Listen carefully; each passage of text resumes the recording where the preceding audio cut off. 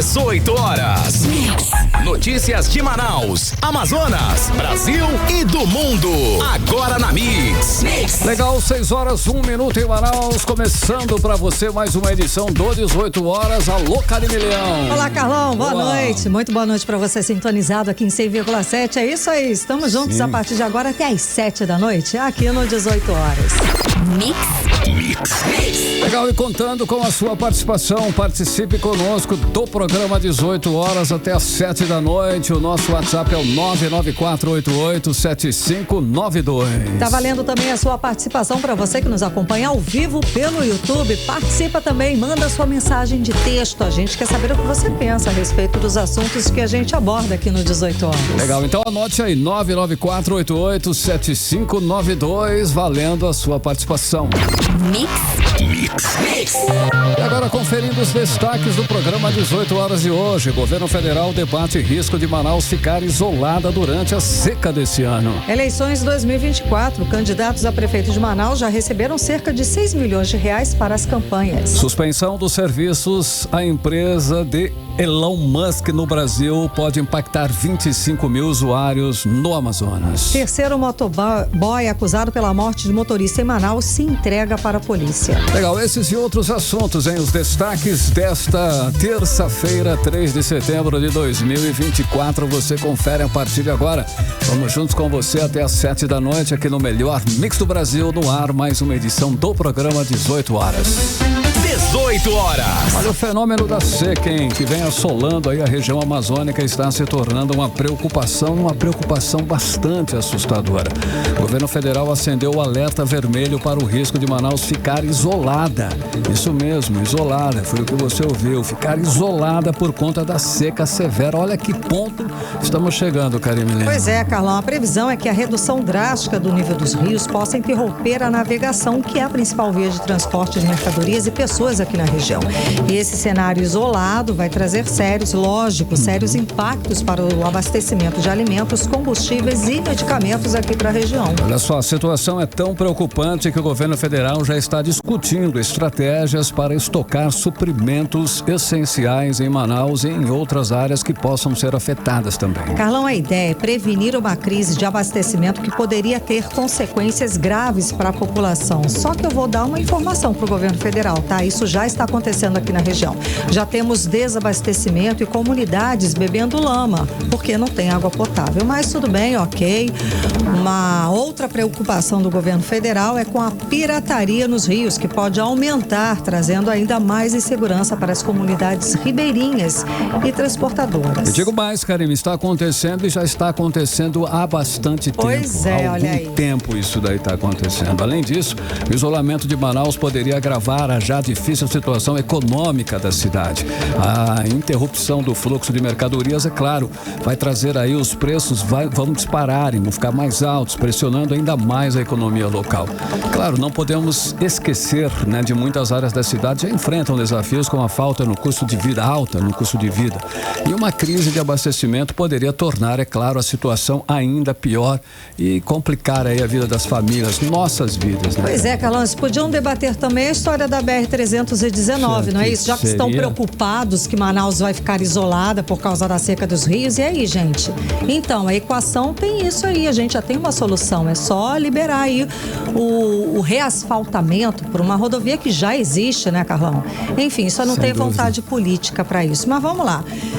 Vamos lembrar aqui que a grande medida da Defesa Civil do Estado foi mandar as pessoas estocarem águas e alimentos. Lembra, Carlão? Sim. Sem condições, né, gente? Estocar o que não tem? Pois Como é. Assim? Estranho, não tem?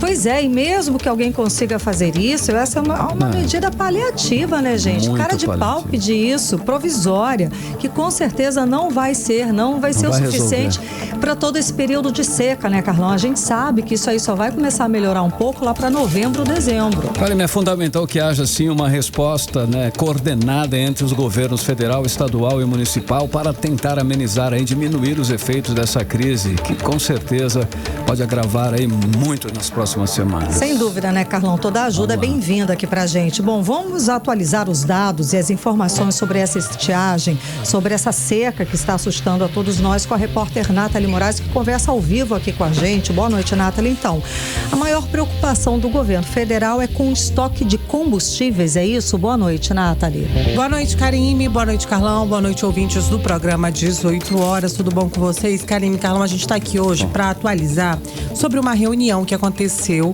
né, na noite desta segunda-feira, lá em Brasília, na nossa capital federal, onde diversos representantes de órgãos federais reuniram para discutir a situação da Amazônia e a situação da estiagem.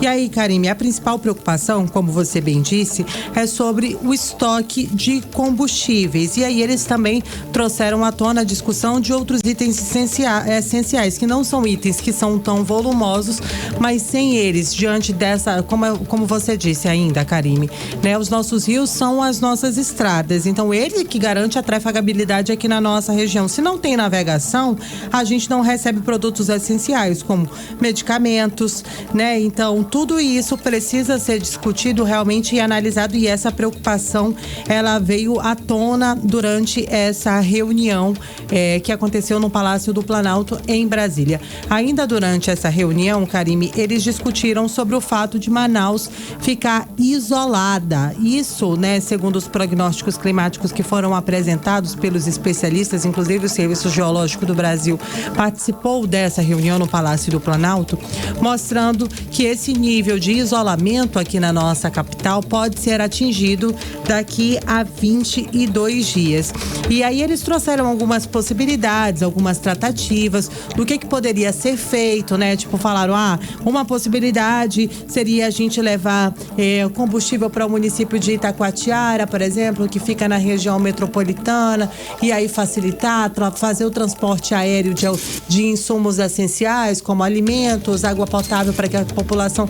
São ações que a gente já cansou de discutir, já cansou de falar. Que já deveriam estar sendo colocadas em prática, inclusive no ano passado. Que exatamente, nós passamos a pior seca da história e ninguém lá nem tchum pra gente aqui em Manaus. Exatamente. Assim, a gente parece assim que a gente tá batendo palma pra pouca coisa, sabe? Pois porque assim, no ano passado a gente teve aí quase 700 mil pessoas afetadas de uma maneira direta. A gente sabe, mesmo aqui na capital a gente chegou a pagar preços absurdos em insumos que são essenciais pro nosso dia, pra nossa vida, e o governo federal sequer ligou pra nossa situação, mas agora parece que eles estão preocupados com tudo isso. Mas essa, né, Karime, é uma preocupação que é válida, sim, né? Mas o Amazonas, ele precisa de toda a ajuda e esforço para que esses impactos, eles sejam amenizados. Principalmente, né, Nathalie, que a gente sabe que deve ser uma situação que daqui para os próximos anos deva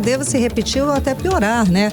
Por conta de toda a mudança climática que o mundo está passando. Então a gente pode passar a ter esse tipo de seca como uma coisa normal nos próximos anos. Pois Daí Karime, a gente precisa dessas ações. O secretário Eduardo Taveira, né? Ele que é secretário da Secretaria de Meio Ambiente aqui no nosso estado, ele me destacou durante um desses nossos vivos ali, né? Durante uma conversa, tratando sobre essa situação da fumaça e dos focos de calor, que esse era o nosso novo normal. Eu me recuso, né, a acreditar nisso, porque eu acho que não dá pra gente normalizar esse tipo de coisa. Não dá pra normalizar viver debaixo de nuvem de fumaça. A gente sabe que tudo isso que a gente tá passando são reflexos de ações do homem, né, Karime? Então, assim, são ações que a gente precisa discutir e tentar prever para que lá na frente os nossos filhos, netos...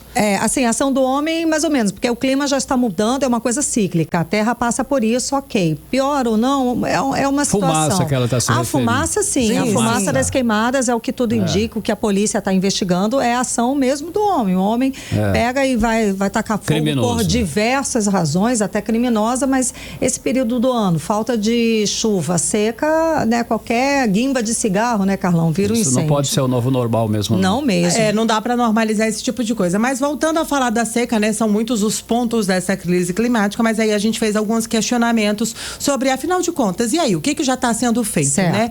E aí, nessa segunda-feira, 2 portos provisórios instalados ali no município de Itacoatiara foram entregues para a população. Esses portos, Karime, Carlão e ouvintes, eles devem ser utilizados para o embarque embarque e desembarque de cargas e insumos durante aí esse período da seca aqui na nossa região. Esses portos, né, eles são uma alternativa para evitar prejuízos e desabastecimento de produtos tanto para a Zona Franca de Manaus quanto para o comércio em geral aqui na nossa capital. Aqui para Manaus, esses são os portos provisórios, ou seja, aqueles até esses portos chegam containers, parece, não é isso? Exatamente. Os navios, containers com grande número de mercadorias, eles conseguem navegar e chegar nesses portos. E desses portos, essas mercadorias são transferidas para embarcações menores, mais leves, ou de outra forma chegam aqui em Manaus. A primeira grande ação, a gente vai até ficar monitorando isso aí de perto, a primeira grande carga que deve ser recebida nesse porto aí, do Porto do Chibatão, que foi montado lá no município de Itacoatiara, ali naquela região do Tabocal, já chega nessa segunda-feira. A gente está falando de um período crítico, né, Karime? Vem aí Black Friday, vem aí Natal, e toda essa mercadoria, por exemplo, deve ser recebida nesses dois portos. Sim, né? Para abastecer para esse período, insumos, né? Que são essenciais para o nosso dia a dia. Claro. E aí, durante a entrega desses dois portos, né, teve ali uma vistoria de diversos órgãos, entre eles o IPAAM participou ali dessa vistoria, e aí a gente falou com eles sobre essa etapa de licenciamento, sobre a análise dos estudos e de alguma forma a montagem, a instalação ali daquele porto pode trazer, né, algum impacto para o meio ambiente diante de tudo isso que a gente está vivendo. Então a gente conversou aí com o Juliano Valente, ele que é presidente do IPAAM. Vamos conferir. Nós reunimos com vários especialistas, atividades multifuncionais, com análise de risco pesado, com muita informação técnica, com informação hidrológica em função da natureza e das peculiaridades dessa região, né? E só a partir daí nós desenvolvemos os requisitos de licenciamento dessas estruturas. 18 horas. Karime, Carlão, a gente ouviu aí a fala do Juliano Valente, ele que é presidente do IPAAM. E aí a gente questionou, né?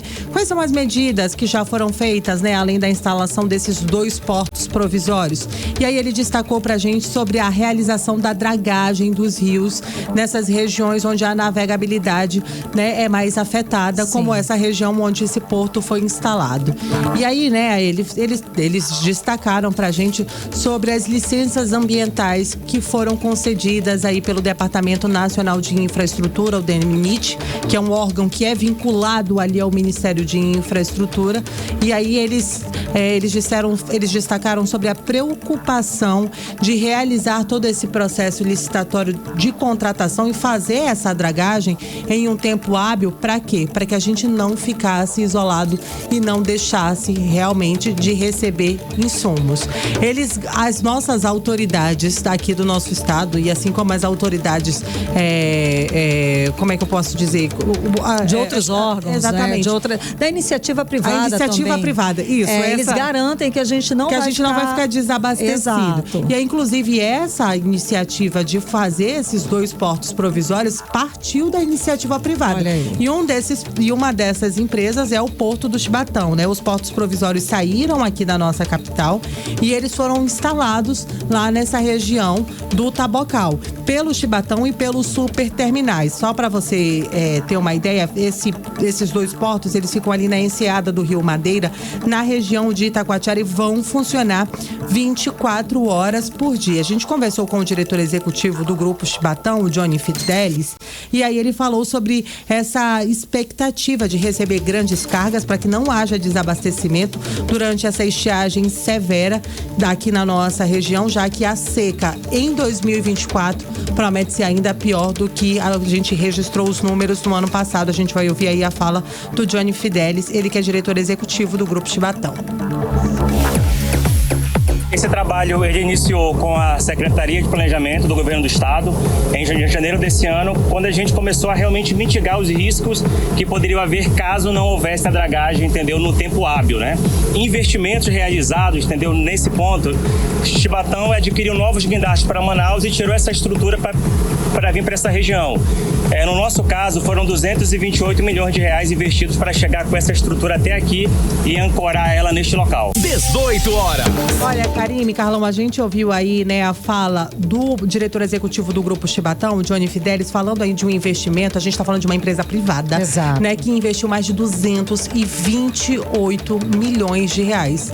É muito dinheiro, pra fazer, né, Karime? Essa estrutura, sem dúvida. E aí, assim, mas vale a gente reforçar, né, que não é de hoje que o governo do estado vem recebendo dinheiro para que pudesse executar aí essas obras. Mas que bom que conseguiu a gente fazer essas parcerias aí para garantir para que não haja desabastecimento. A gente também conversou com o Júlio Almeida, ele que é gerente de operações aí dos superterminais, e aí ele explicou, né, que, por exemplo, no ano passado, o porto dos superterminais ficou paralisado por meses porque as embarcações de alto calado, que são aquelas embarcações maiores, mais fundas, né, fundas, que realmente, que só conseguem navegar com rios mais cheios, com maior profundidade, né, de água. Elas não conseguiam, essas embarcações, Karime, elas não conseguiam atracar no porto.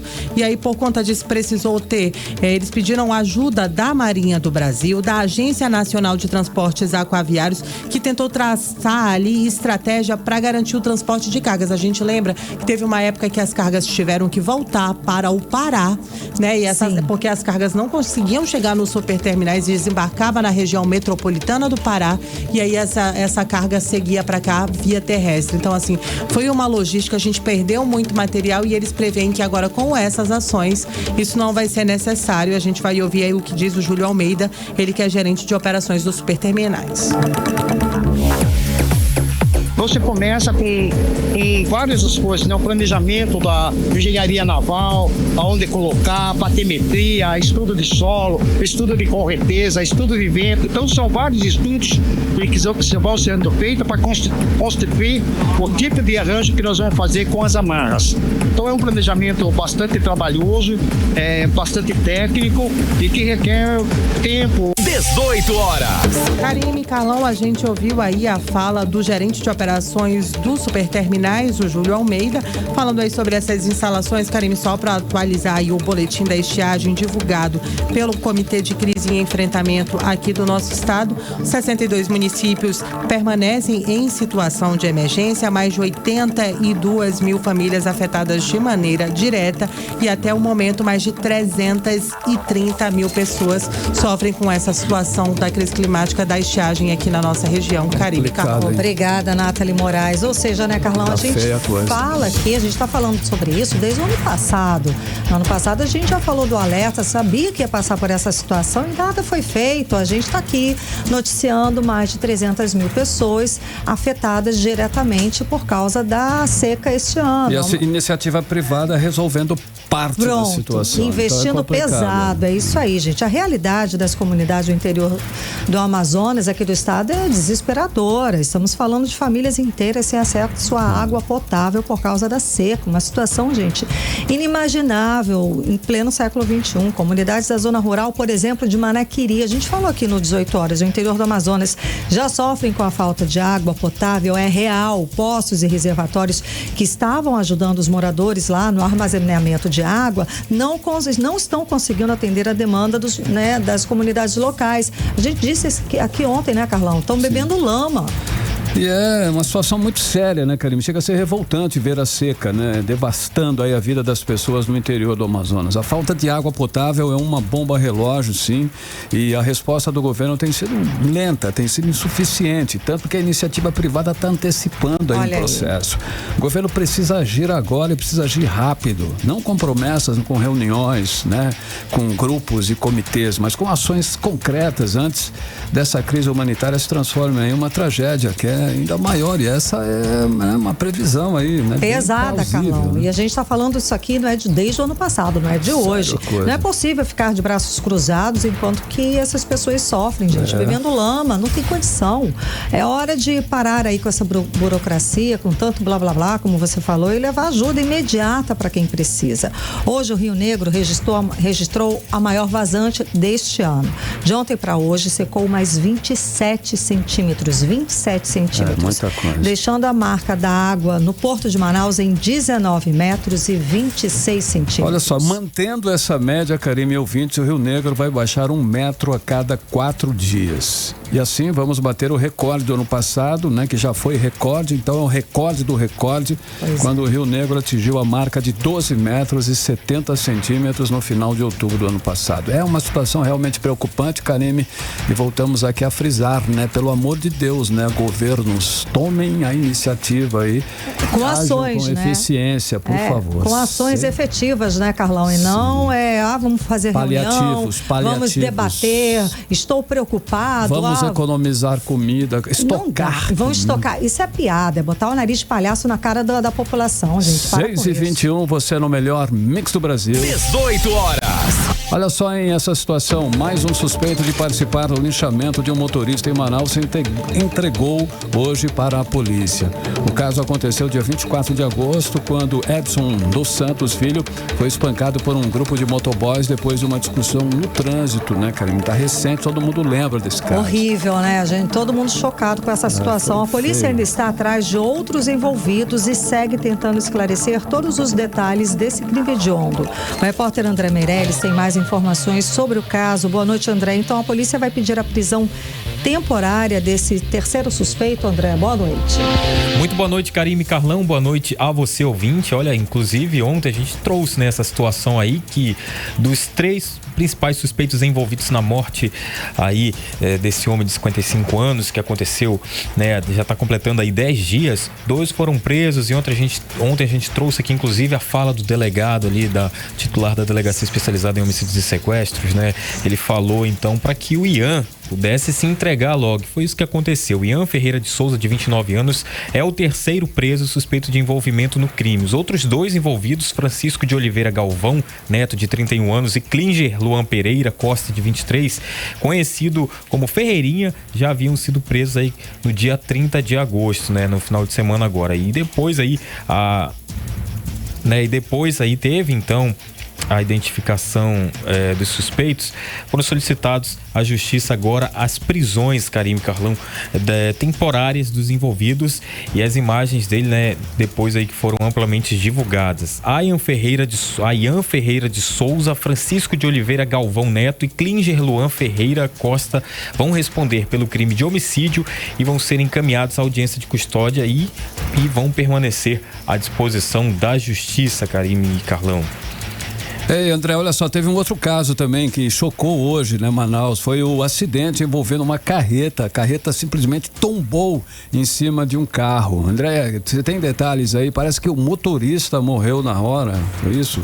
Carlão, um corpo de bombeiros que atendeu a ocorrência confirmou que o motorista do carro ele morreu nesse acidente, né? Se trata do Ítalo da Silva Prado, de 32 anos, morreu ali no local. O corpo de bombeiros também realizou uma força-tarefa para fazer a retirada da carreta que estava em cima desse carro que ficou totalmente destruído. Inclusive tem imagens aí que estão sendo publicadas, divulgadas, compartilhadas nas redes sociais que mostram o exato momento em que o carro passa, ainda chega a parar, mas aí não dá tempo. Achatou realmente. Nossa, a carreta acaba tombando, né? Horrível. Deixou aí o veículo. Só tinha um motorista então no carro. Somente, né, o motorista infelizmente morreu ali no local. O veículo ficou preso ali embaixo do contêiner, sendo completamente esmagado. E inclusive agora a gente traz essa informação aqui que, segundo um funcionário ali do Porto de Tibatão, que é o Ronaldo Lopes, a gente vai conferir a fala dele agora. O local ali é bastante perigoso, com tráfego de carretas pesadas diariamente, onde também ele fala que manobras arriscadas são feitas ali constantemente. Vamos acompanhar. Sempre acontece. Tanto como eles tombam para entrar para cá pro posto de Tibatão, como eles saem no sentido de subir pro rumo da base. Né, acontece isso aí. Eu trabalho aqui no posto de Tibatão e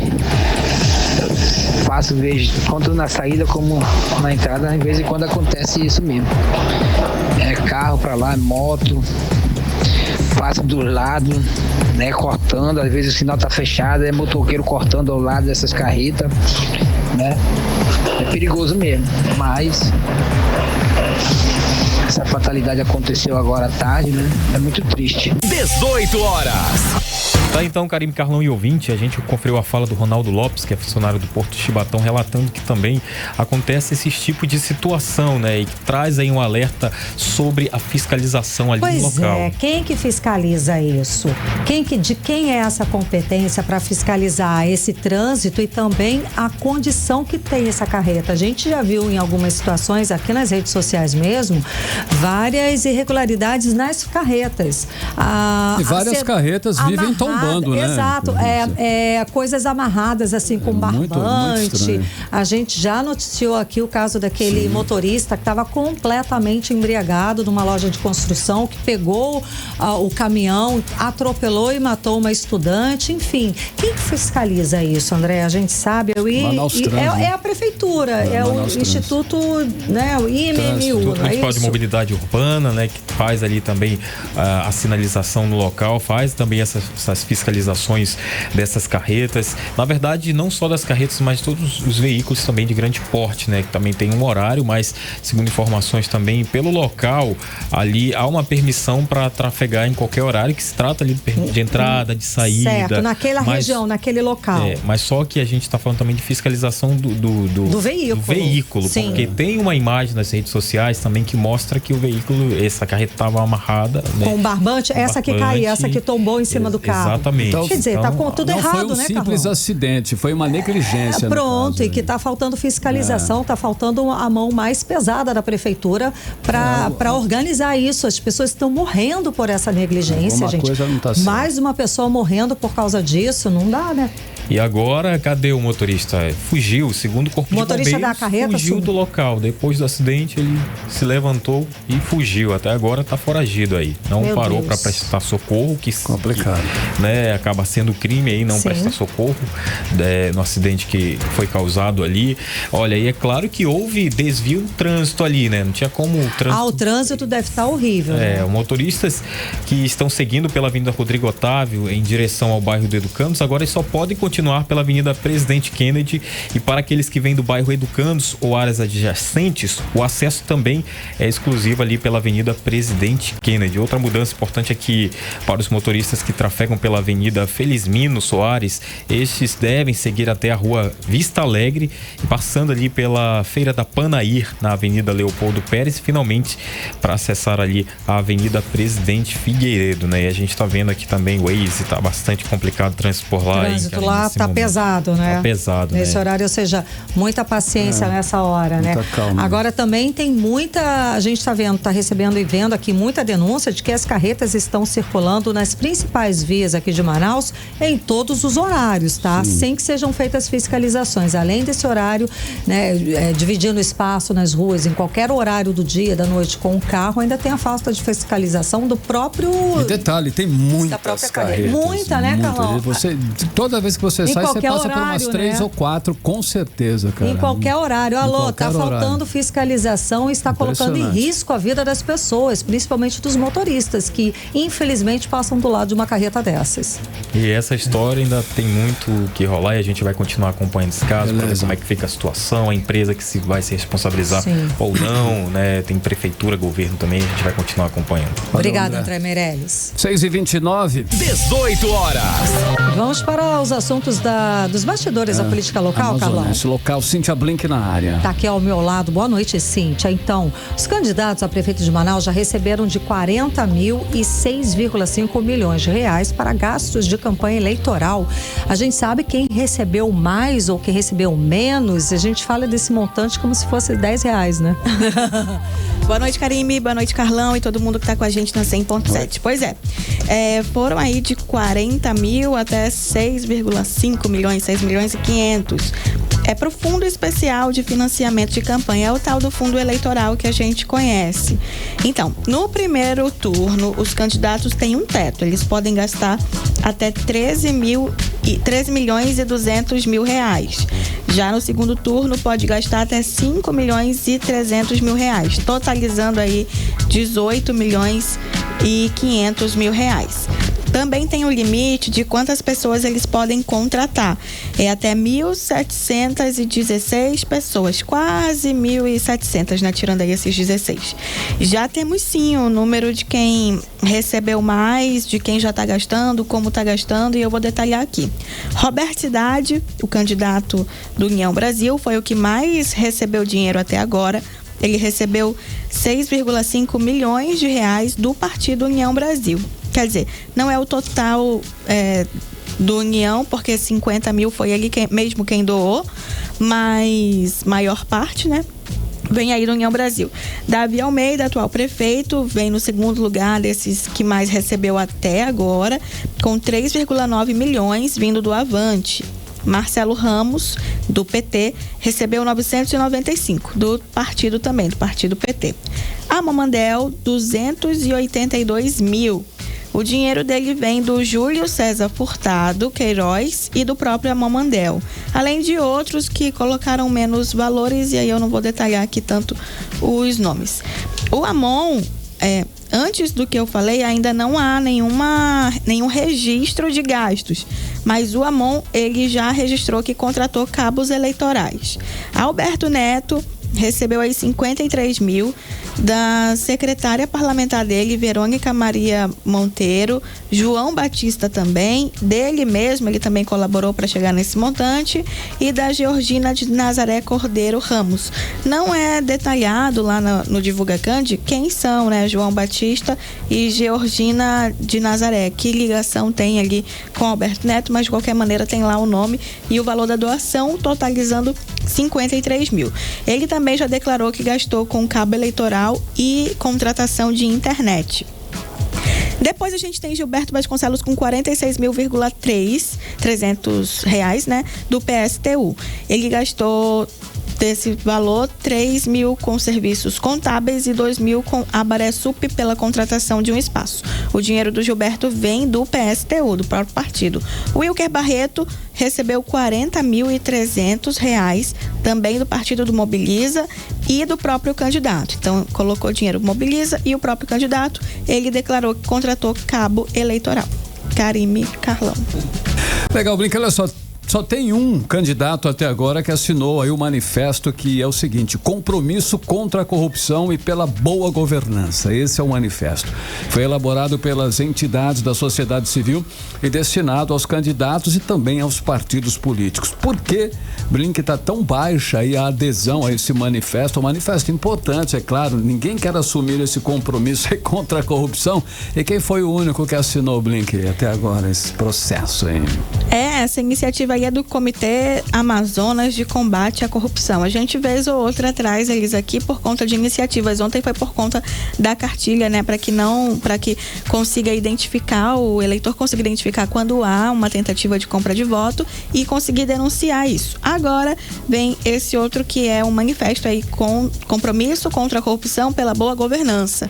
E pela boa governança, como falou o Carlão, ele é elaborado pelo Comitê de Combate à Corrupção e outras entidades públicas que estão com ele, entidades da sociedade civil, perdão. Esse documento, ele fala aí em 29 propostas com o objetivo de trazer compromissos éticos e de boa governança, e de todos os 7 candidatos a prefeito de Manaus, apenas a Mamandel quem assinou. E, na verdade, ele falou por meio de contato direto, ele disse que concorda, que quer participar, enfim, que participa desses compromissos.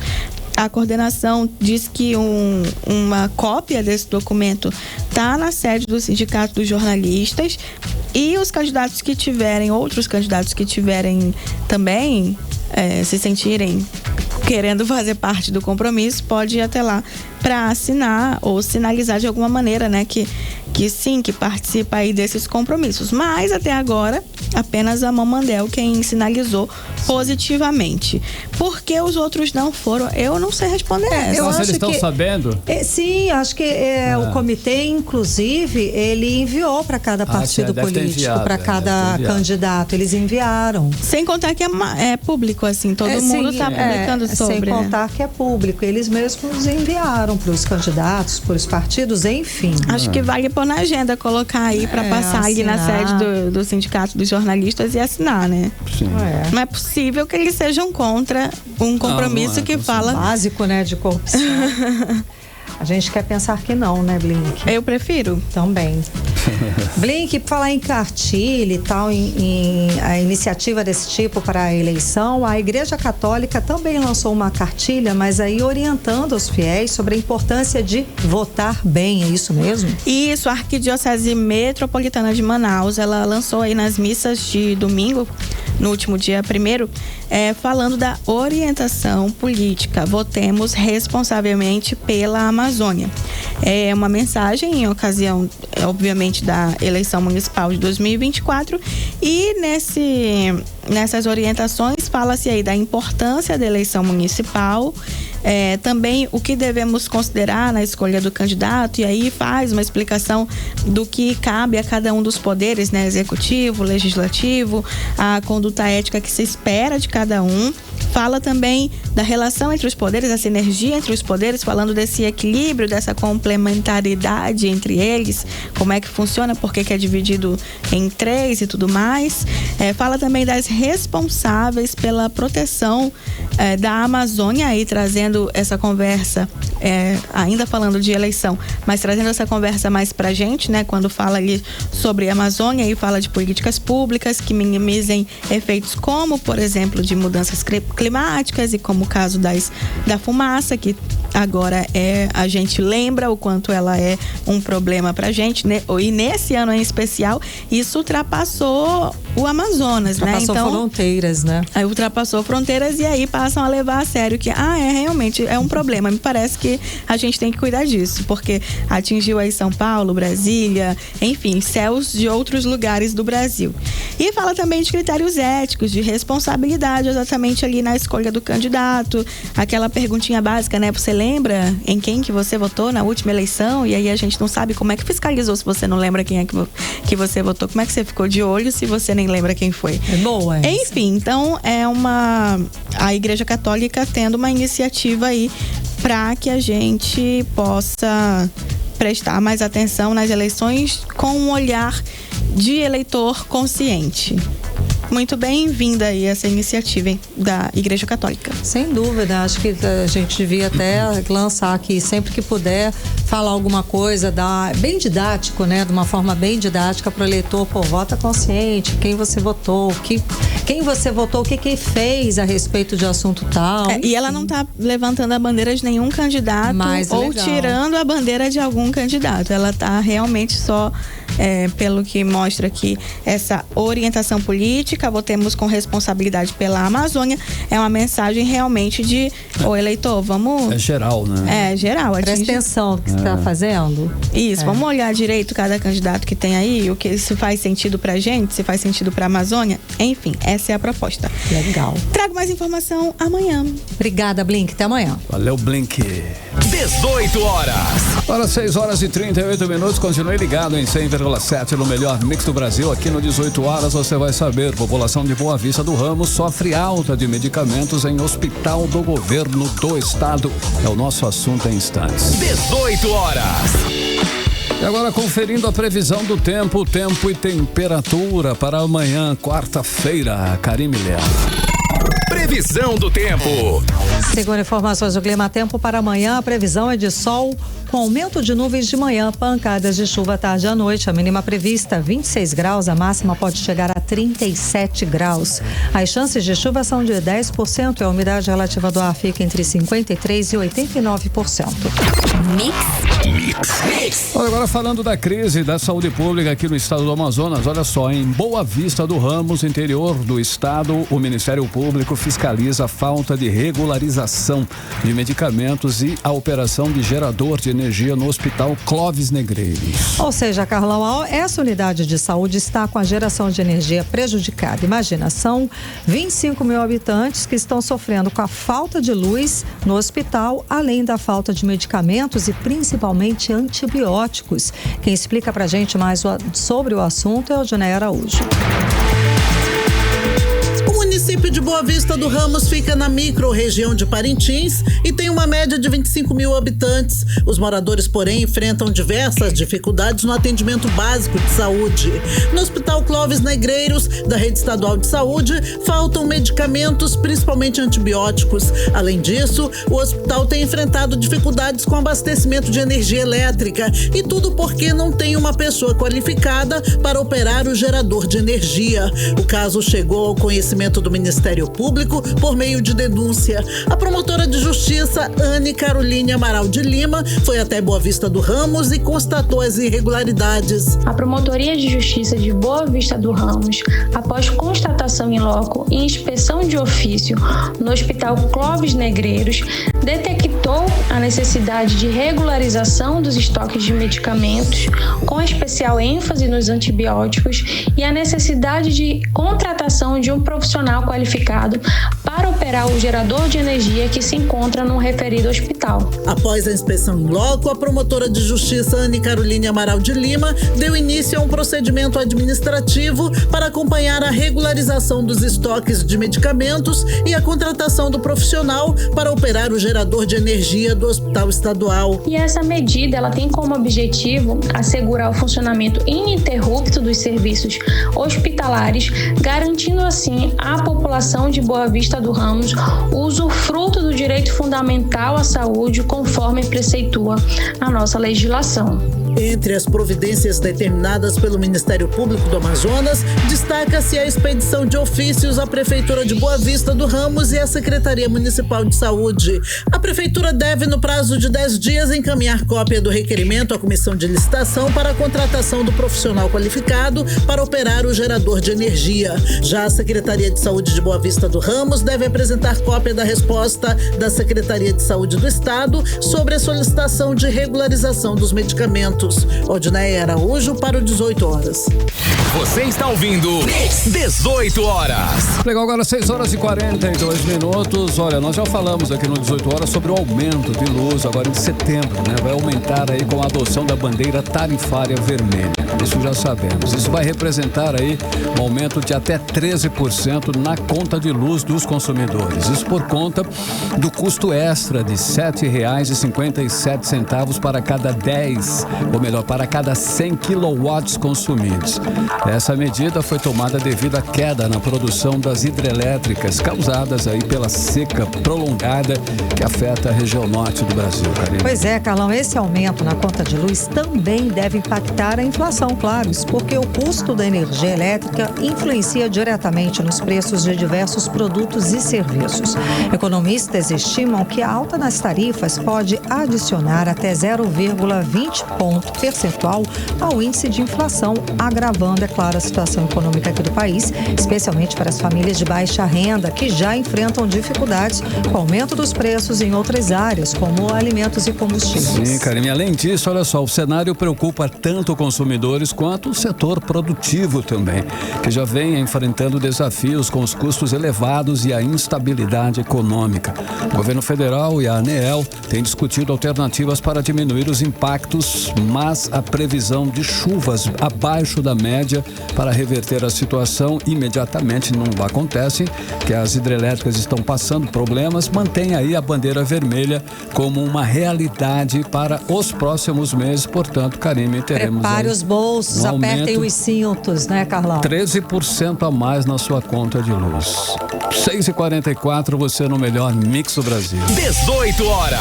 Olha só, em um alerta importante para quem quer aí ir, né, participar do Passo a Passo 2024. Estão vendendo as pulseiras e, claro, estão vendendo pulseiras falsas também junto aí, tudo embolado. Então a pulseira é gratuita, né? Exato, porque é gratuito, gente. Não é para comprar, ninguém precisa comprar nada. Porque o evento é gratuito e só precisa dessas pulseiras, é aí que a pessoa fazia um cadastro e tal, depois ia lá, trocava a pulseira. Elas só vão ser obrigatórias para os shows de 2 palcos, que é o Malcher e da Alfândega, como explica o repórter André Meirelles. Somente quem fez a inscrição pela internet, além de doar 1 quilo de alimento não perecível, pode ter acesso aos shows nos palcos Alfândega e Malcher do Manaus Passo a Passo 2024. A pulseira foi disponibilizada para dar acesso às atrações que vão se apresentar nesses espaços do festival. Mas o problema é que nem todo mundo fez a inscrição, não enfrentou a fila. E agora, diversas pessoas estão se aproveitando da situação para comercializar ilegalmente as pulseiras nas redes sociais, o que, segundo a Prefeitura de Manaus, é crime.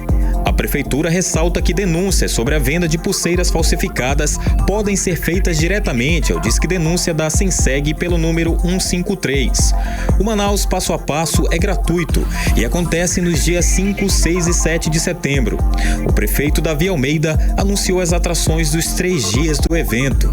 Esse programa aí com a Loki, Marjorie, João Gomes, MC Liano, Capital Inicial, Luísa Souza, Pete, Luan Santana, Pichote, Manu Batidão, Maneva, Lorena Simpson, Titãs, Wesley Safadão e Chitãozinho Chororó.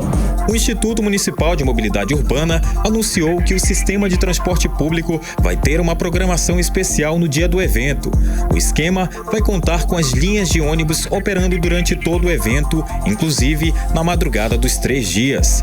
André Meireles para o 18 Horas. Você está ouvindo 18 Horas. Agora em Manaus, 6 horas e 46 minutos. Vamos para Brasília, Carlão. Brasília com o nosso correspondente, Cadu, Carlos Eduardo Matos, que já está aqui dividindo a tela com a gente. Boa noite, Cadu. Seja bem-vindo.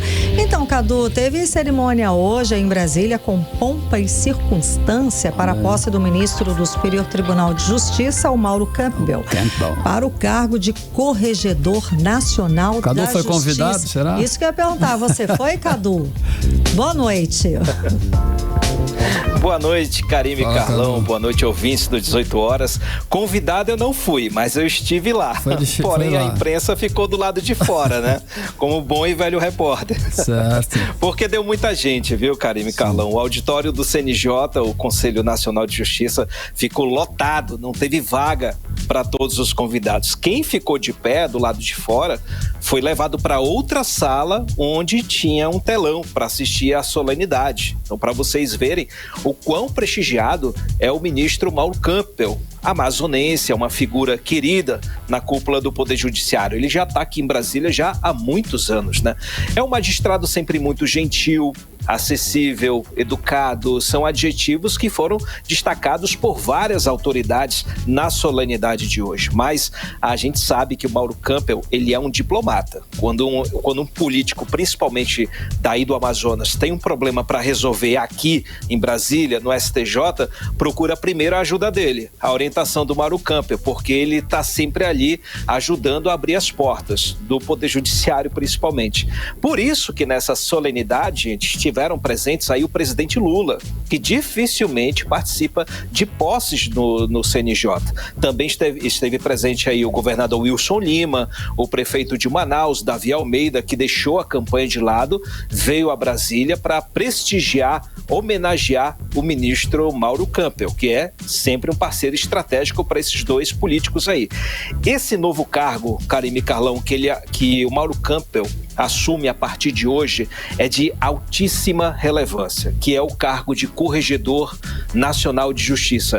Ele vai ter o papel de fiscalizar a eficiência do Poder Judiciário do país e também fiscalizar a ética, a imparcialidade dos nossos juízes, que cá para nós, né? Já são dois atributos cada vez mais raros no Poder Judiciário. As notícias estão aí para nos dizer isso, né? O perfil de Mauro Campbell se encaixa perfeitamente nessa função fiscalizadora. E hoje, Karime e Carlão, na cerimônia de posse, ele fez um discurso puxando a orelha dos colegas, como era esperado. Ele chamando atenção para o papel social dos magistrados, por compromisso que eles têm com a população. Então eu trouxe aqui um trecho para a gente ouvir, uma parte do discurso. Vamos lá. O juiz há que ser sempre o primeiro garantidor de direitos. Há que ser sereno, viver honestamente, atuar com isenção e imparcialidade, conhecer a realidade, não a realidade que lhe cerca, mas é que ele deve compor e estar inserido por dever do seu ofício e vocação.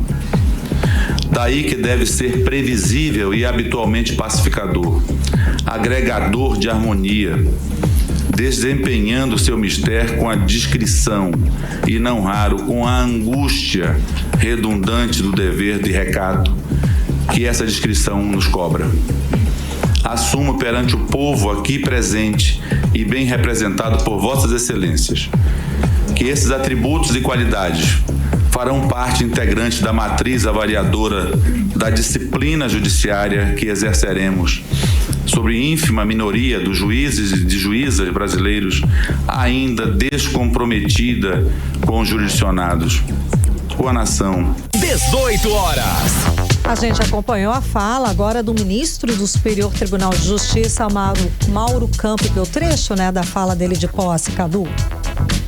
Isso mesmo, Karime, foi um discurso de morde-a-sopra, digamos assim. Antes dessa puxada de orelha dele, o ministro falou sobre as queimadas que estão atingindo o Amazonas, mas falou num tom mais bem-humorado, mas ele depois puxou para um tom mais sério, né? Ele citou, inclusive, um trecho da música Lamento da Raça, do Boi Garantido, do nosso Boi Garantido, né?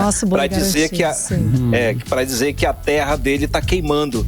E ele falou isso muito poeticamente, isso chamou a atenção das pessoas, quando ele falou, meu garantido e tal, as pessoas riram. Foi legal, foi bem humorado, mas aí ele deu aquela puxada de orelha. Certo. Aproveitou esse momento de destaque nacional para chamar a atenção para as questões climáticas que estão afetando o nosso estado. Então foi um discurso, além de morde-a-sopra, foi um discurso bastante estratégico e muito importante para a gente. Karime, Carlão. Ei, Cadu, olha só, a suspensão dos serviços da empresa de Elon Musk, a Starlink aqui no Brasil, pode prejudicar aí muita gente, hein? 25 mil usuários só aqui no Amazonas. Cadu, conta aí pra gente essa história aí. Falando em juiz travesso, tá aí. Né? Mas o Alexandre de Moraes, né? Será que ele tem... vai brigar com o Mauro Campbell? Acho que não. Sei não, hein? Aliás, será que o Mauro Campbell vai brigar com o Alexandre de Moraes? É o contrário, né? Eu duvido. Eu duvido, hein? Exatamente. Mas vamos lá. Ô, Carlão, nessa briga aí entre o Alexandre de Moraes e o Elon Musk, muita gente vai sair prejudicada, viu? Pelo menos 224 mil pessoas em todo o país. Não só empresas, não só pessoas, empresas também. O Exército tem contrato com a Starlink para transmissão de internet via satélite. A FUNAI tem contrato com a Starlink. O IBAMA também tem. Comunidades rurais, fazendas, enfim. O Amazonas, Carlão e Karime, é o terceiro estado do país com o maior número de usuários da Starlink. E como você disse, são cerca de 25 mil pessoas acessando a internet via satélite, principalmente no interior do estado. Benjamin Constant, Tefé, Maués, Parintins, Manicoré, São Gabriel da Cachoeira, Coari, Tabatinga, enfim, são esses municípios que têm maior número de usuários, mas são vários municípios aí. Tem muitos projetos sociais no interior do estado que usam a Starlink e que estão na iminência de perder o sinal de internet. E isso está chamando a atenção da classe política. O senador Plínio Valério, ele usou as redes sociais para falar sobre isso. Vamos ouvir um trecho da fala dele também. Vamos lá. O trabalho que a gente tem feito levando Starlink nas aldeias indígenas, na comunidade ribeirinhas, e que tem uma repercussão enorme, porque eles se sentem agora sim participando da sociedade, livres para fazer o que quer, para se comunicar melhor até na qualidade de vida. E agora, o Alexandre de Moraes resolveu brigar com Elon Musk e ameaçando retirar a Starlink do Brasil. E sabe quem perde mais com isso? A Amazônia. A Amazônia vai ficar isolada. E quem tem interesse em isolar a Amazônia? As ONGs, que a gente mostrou aí na CPI das ONGs. Então não tem como não associar. Teoria da conspiração, pode me acusar do jeito que quiser, mas existe sim. E o plano sempre envolveu isolar a Amazônia. E está aí a prova disso. O ministro do Supremo resolve banir também, ainda não conseguiu tirar a Starlink do país. E mais uma vez nós da Amazônia vamos sair perdendo. E a mim, como senador da República, compete fazer o que você faria no meu lugar: lutar, denunciar e brigar. 18 horas. A gente acompanhou, né, a interpretação do senador Plínio Valério a respeito da suspensão dos serviços da Starlink aqui no país e que vai prejudicar pelo menos 25 mil usuários só aqui no estado do Amazonas, né? Cadu, pior que é o interior, né? Que aí sim vai ficar isolado mesmo. Aí é fogo. Isso. Só para a gente explicar, nessa decisão, só reforçando aí que o Alexandre de Moraes mandou suspender as contas da Starlink por falta de um representante legal da empresa aqui no Brasil. Essa decisão de bloquear as contas, ela foi tomada junto com aquela decisão de suspender o X em todo o país. Uma coisa puxa a outra porque ambas têm o mesmo motivo, a falta de ausência de um representante legal aqui no país. E por conta desse bloqueio nas contas, a Starlink está ameaçando suspender as operações aqui no Brasil.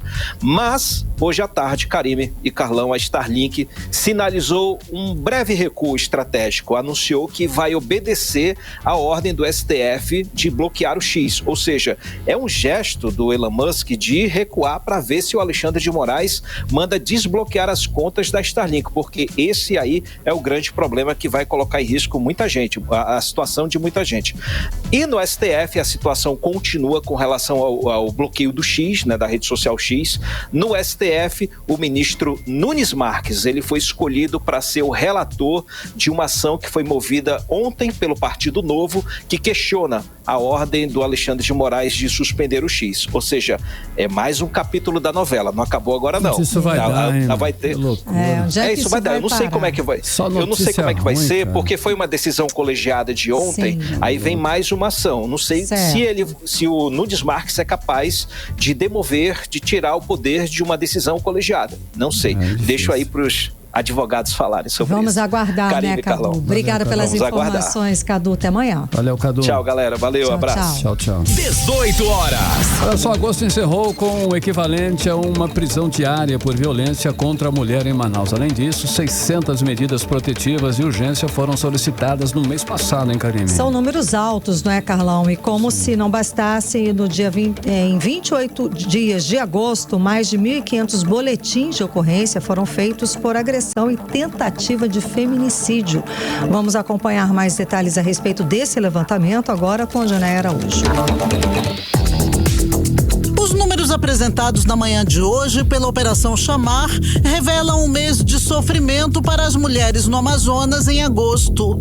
Realizada em parceria pelo Ministério da Justiça e Segurança Pública, além das polícias civil e militar, a ação durou 28 dias. Mas os números da violência contra as mulheres impressionam. Foram 31 prisões, uma para cada dia do mês, além de 600 pedidos de medidas protetivas de urgência somente em Manaus, 1.551 boletins de ocorrência por agressão e tentativa de feminicídio e 929 inquéritos instaurados.